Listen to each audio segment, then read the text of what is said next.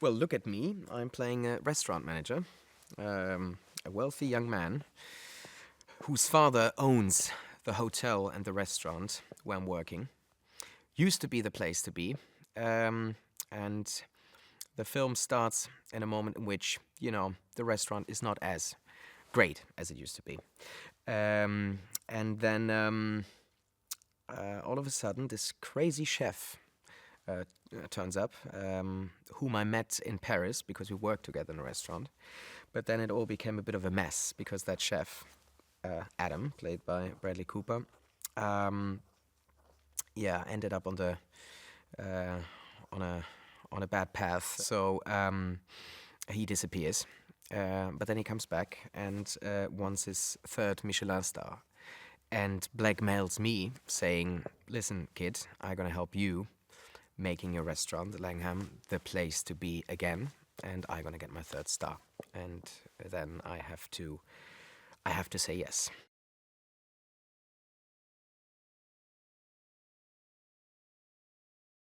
It's like a love-hatred relationship, and it turns out to be then eventually a love relationship. I mean, we really do like each other in the end. But there's another extra thing that, again, I can't tell. But probably the audience will know after a couple of minutes what the thing is with me and him, especially with me.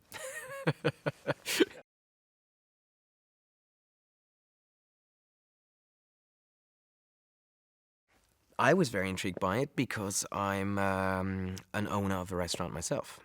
I opened a Spanish tapas restaurant in Berlin 4 years ago. And so, I was, and I became a foodie. I mean, I was a foodie before, but since I have this restaurant, I pay more attention to what I eat. And I'm very curious to find out new things and investigating all the time.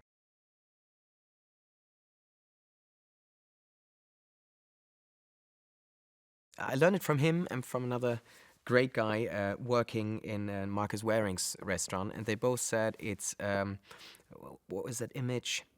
Um, yeah, moving around the restaurant like a swan and pretend that everything is fine and being very quiet and polite, even though you may have like big problems inside and you have a mess back in the kitchen, which you can, of course, never show to the people, to your guests. But sometimes there is that, that inner conflict that it's in an hour it all goes wrong. The chef is a maniac. The dishes are not right. The food is not right. But still, you go out there and say, "Hello, is everything fine?" Blah blah blah. So it's an extreme pressure, and that's what I could witness. In these restaurants, especially in the Marcus Wareing restaurant, it's about perfection, and it's so obsessive and it's so precise that if something goes wrong, like a little thing goes wrong, it's a huge catastrophe.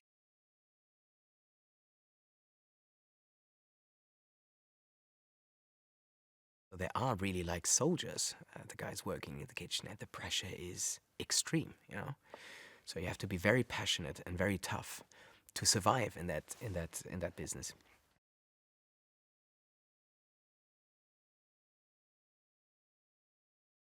And we're so lucky to have Marcus Wareing on board, who is the supervisor, and he's always there. For all these kitchen scenes. Whenever we have a question, we can ask him. And so the food he has created dishes. He has created food for our film.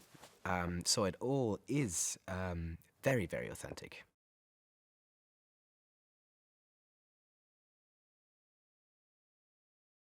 It's very international. So we come from all these different countries, and it is like in the kitchens I've seen.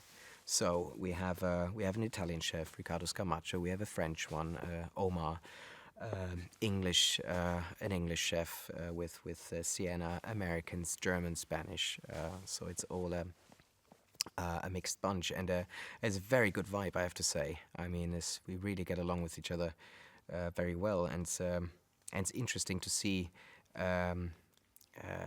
And to get in conversations with these guys, because you get to learn so much about different cultures, and we always speak in different languages, so it's pretty interesting.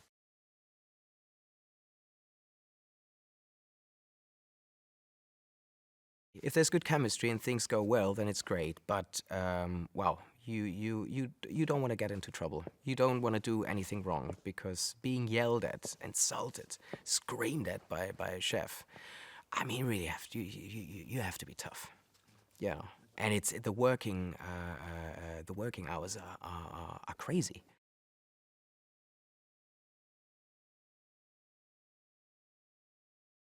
It's always good for an actor if you know that you're in the hands of a guy like him, who has this incredible track record. I mean, he's so experienced because of the great cinema and TV he's done, and made it all look and feel so incredibly authentic.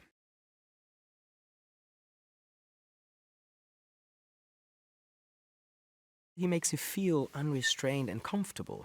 He gives you the right portion of freedom to create your character and bring a lot to the character, but then he also exactly knows what he wants. And there's little indication, but whenever he says something, it makes total sense.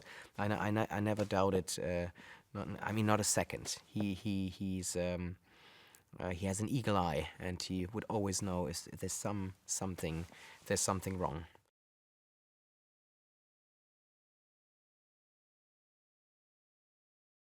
Of course, I was a bit nervous the very first day I met Bradley, because my friend said, "Oh, Bradley Cooper," and knowing in what our relationship would be like in the film, I thought like, well, hopefully I'm gonna like him, and hopefully he's gonna like me, and we'll get on. And after the first scene, we already, joked and had a very good time, and it has become even better now.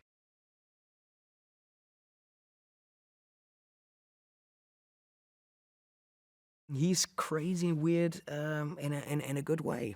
I mean, he's an obsessive, as I say to him in one moment, because later in that film we share the same psychologist, and my psychologist said to me about him that he has a obsessive compulsive disorder, and that's true.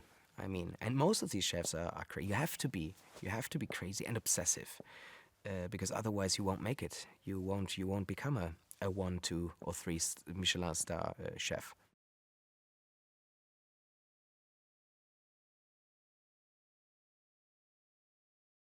In the kitchen, people are yelling at each other, and it's all, so it couldn't be more different. This contrast of the hectic and craziness in the kitchen, and then this silence and the perfection in the restaurant itself.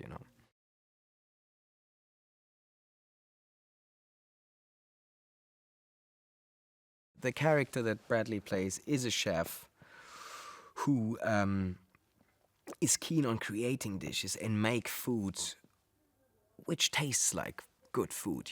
Meaning this fashion in cuisine to make it more experimental and crazier and crazier with molecular, how do you say, molecular, yeah, cuisine. It all has come to a point in which and even I say that's over the top, because it has nothing to do with the actual product. So the film deals with the philosophy of these different chefs, of the ones who say, let's go back to the roots, let's celebrate the product and using good product, and then the other ones who are like chemists um, so that's an interesting aspect.